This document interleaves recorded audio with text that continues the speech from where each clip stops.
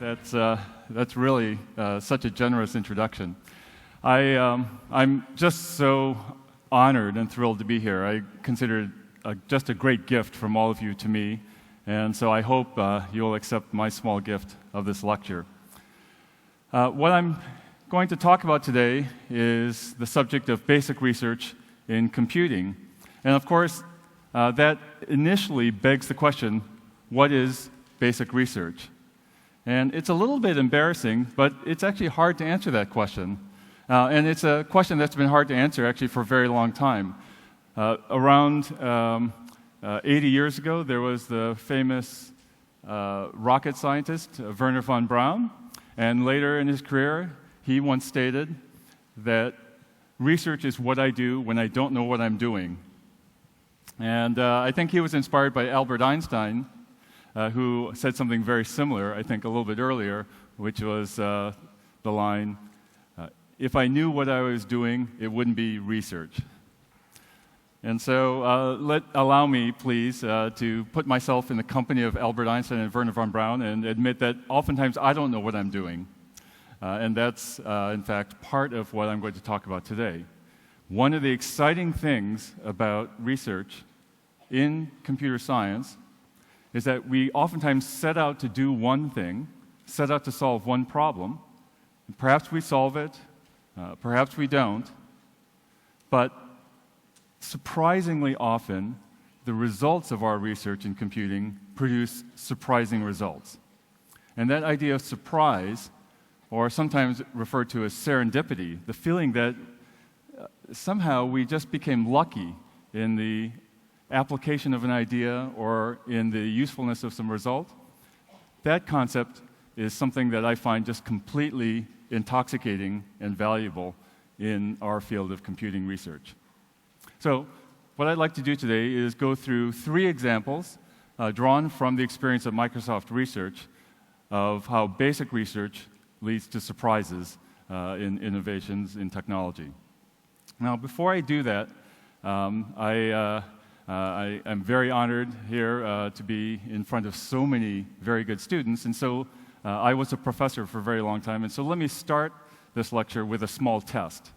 And so I'm going to ask all of you to participate in this test, and what I will do is I will show you a picture of some multicolored dots, and I will give you 3 seconds to complete the problem. And what is the problem? I want you to look at the picture and tell me, within 3 seconds, how many green dots there are. Everybody ready? Okay, here we go. 3, 2, 1. Okay, how many blue dots? Anyone?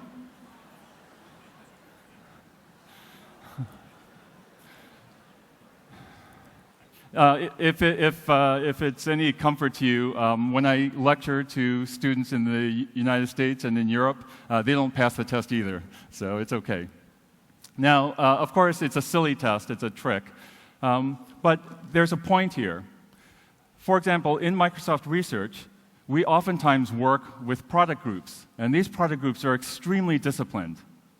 They are just incredibly focused on understanding the customer's needs, on defining a product and a user experience, on writing down a plan very carefully, and then executing that plan almost with military efficiency. And so what you were all doing when you were trying to count the green dots is you were also executing a task almost with military efficiency. You are very focused, because you're all very good students, on completing the task of counting the green dots. So one thing about research is that research is more about an exploratory search for truth and understanding, sometimes a search for beauty. And so in research, yes, we want to know how many green dots there are, but we also have other curiosities. We want to know, are there other colors? Are there other shapes? How many other colors and how many other shapes? How many blue dots? And it's in those other questions that we oftentimes find surprising innovations. And it's in those surprising innovations that oftentimes, in fact, more often than not, we get the real value of research. So let me try to go right into some concrete examples. So the first example I want to talk about has to do with what's called audio processing. And so this is a scene from the New York Stock Exchange. And if you look carefully at the picture, you just see pandemonium. Lots of noise, people shouting, waving at each other. And a trader who's recording trades on the floor is looking at this scene and is listening to each person's voice for important trade information and is noting this down. Sometimes in a notebook, sometimes in a tablet computer.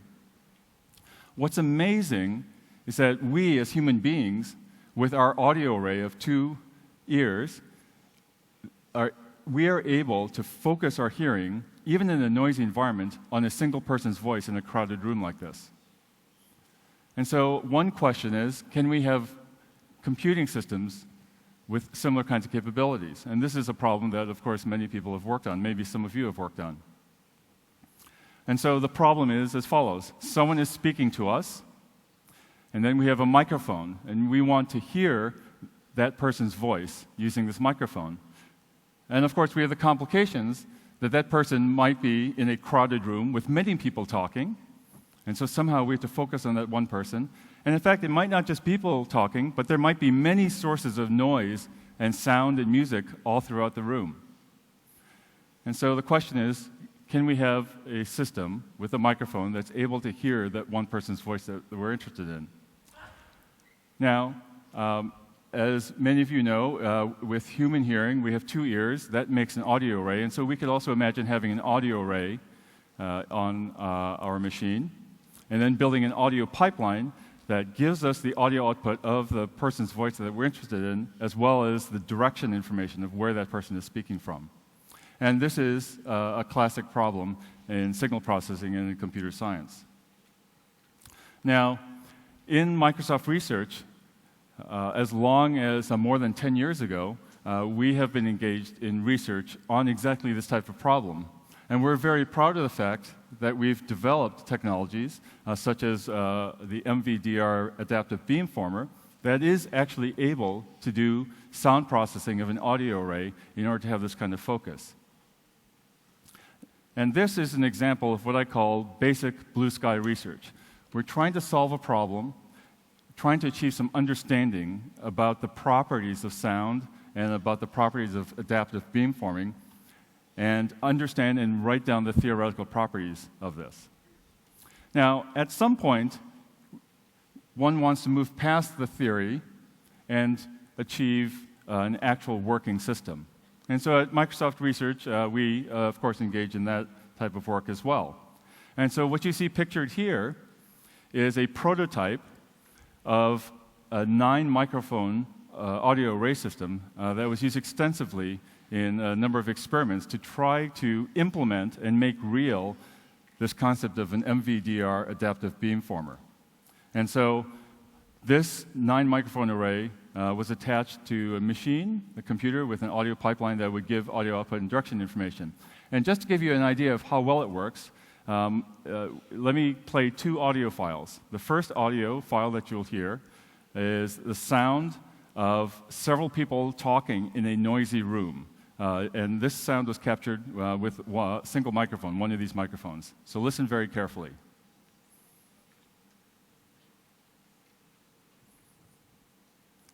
I think we need a little more volume. There we go.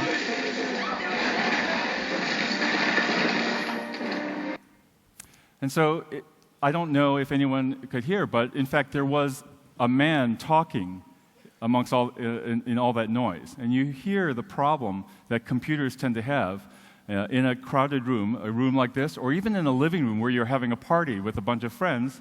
A computer has a very hard time hearing a person trying to give commands to that computer.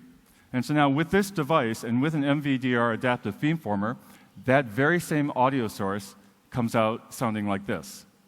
Xbox shuffle. Xbox dashboard. Xbox go back. Xbox next level. And so now you can start to see the same kind of ability to focus the hearing of an audio array attached to a computer, very similar to what a human can do in a crowded room. And this ends up being extremely important in a number of applications, such as video and audio conferencing systems.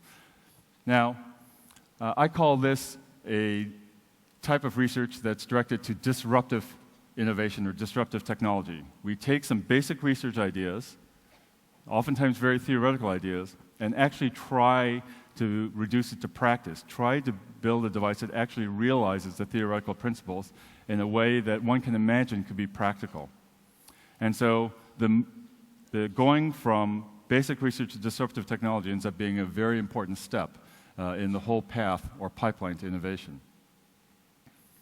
Now, one thing I should say about Microsoft Research is that, and it's something I'm very proud of at MSR, is that we publish openly most of what we do, almost everything that we do. And in fact, here is a picture of a research paper that two of our researchers, Ivan Tashev and Alex Acero, along with their intern at the time, Nilesh Madhir, wrote on that prototype system.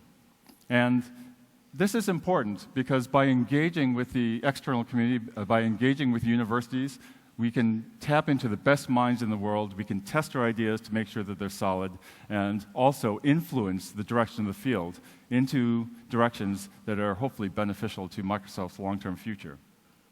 Now, one reason also to show you this paper is that this paper was submitted. Incidentally, I should also mention before I go to the next step that Alex Acero is actually here in the audience.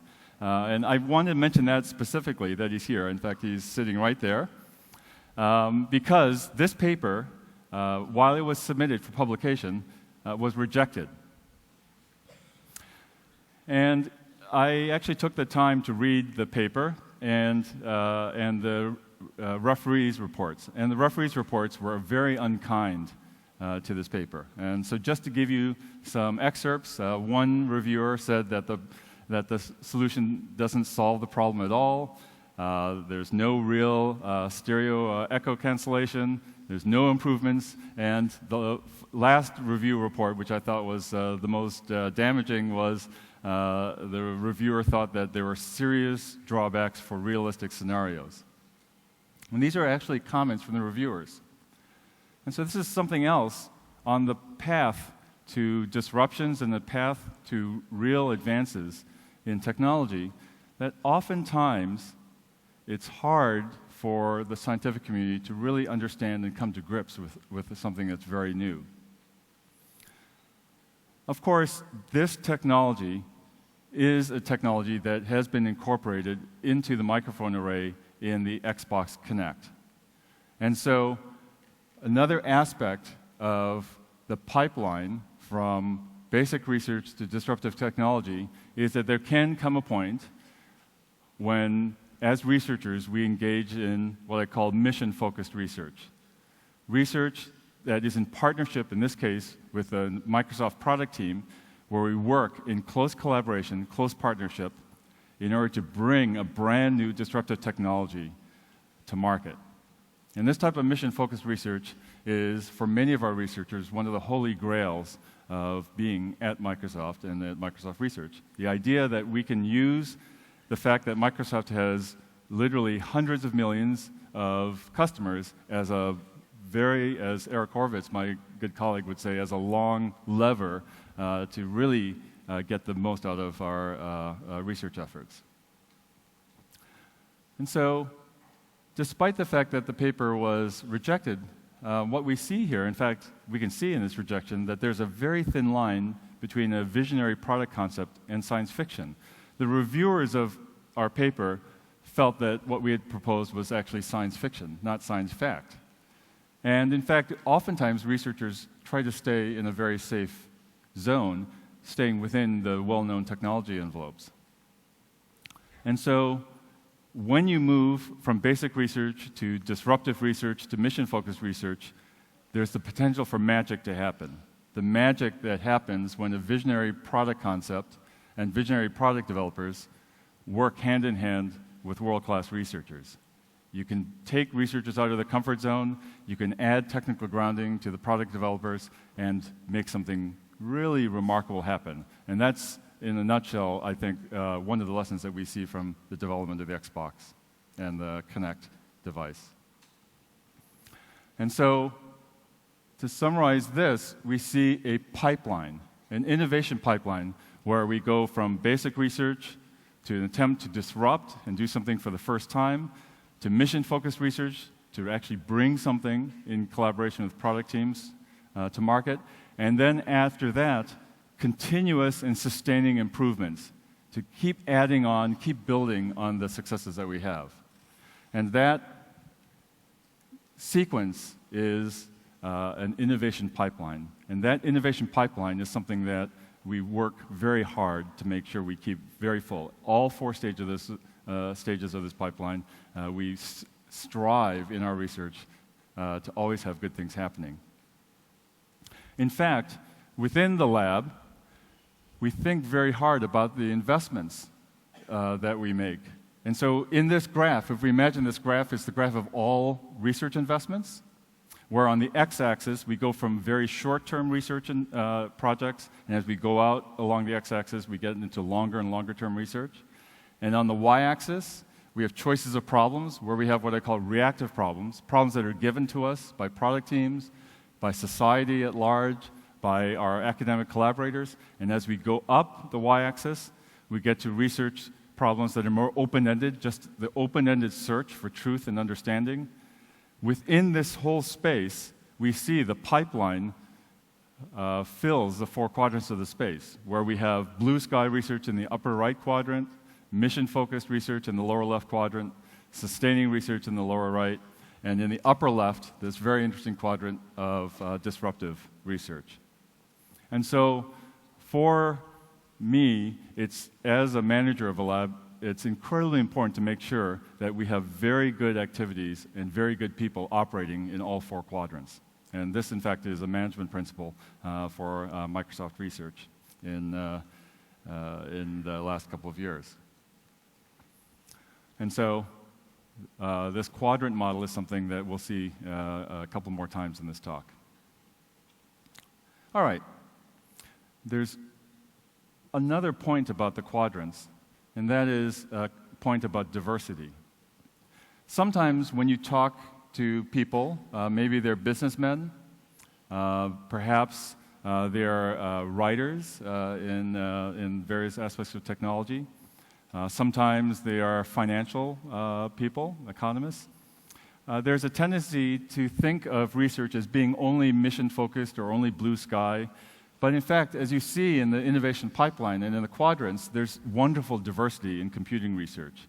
And in that diversity, if we embrace it properly, we get this innovation pipeline. If we can get all four quadrants filled with very good activities, we can really go and hope to strive towards a really great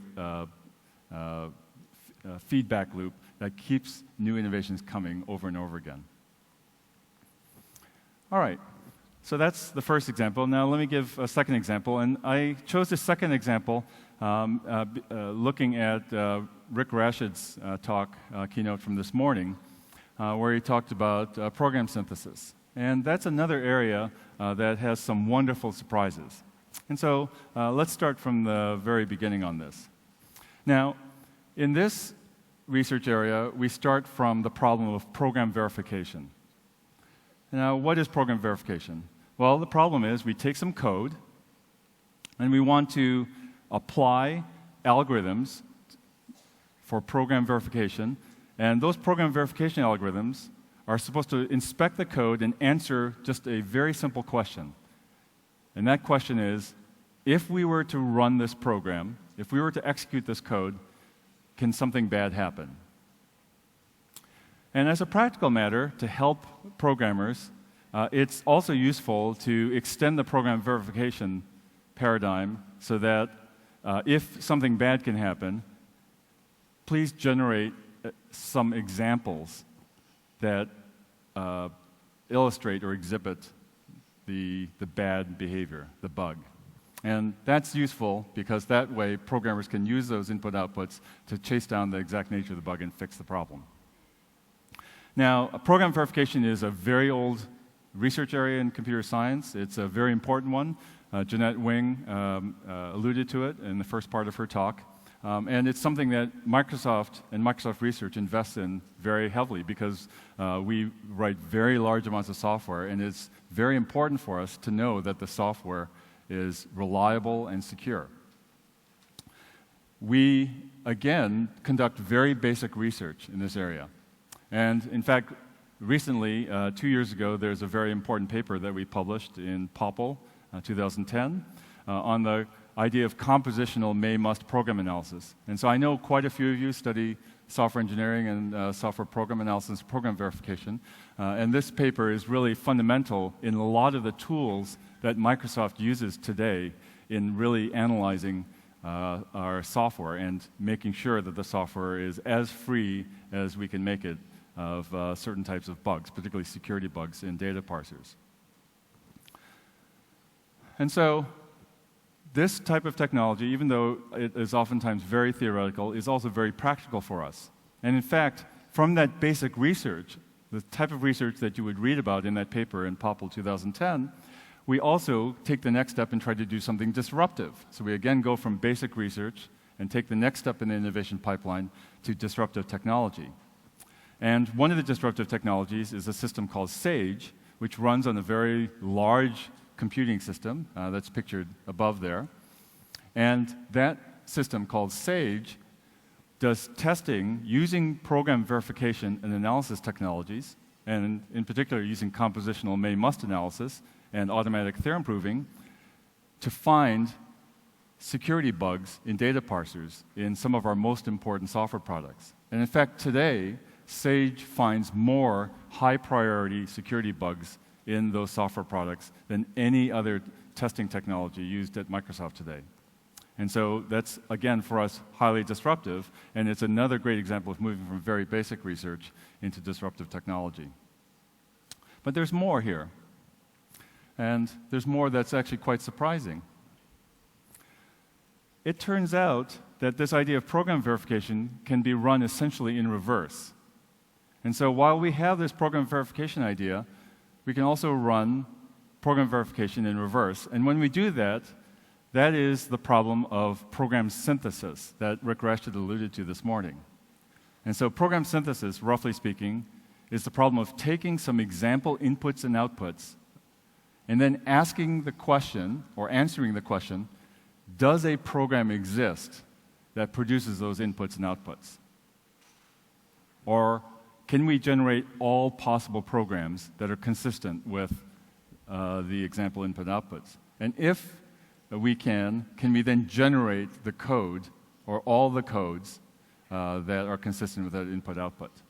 And this is the problem of program synthesis.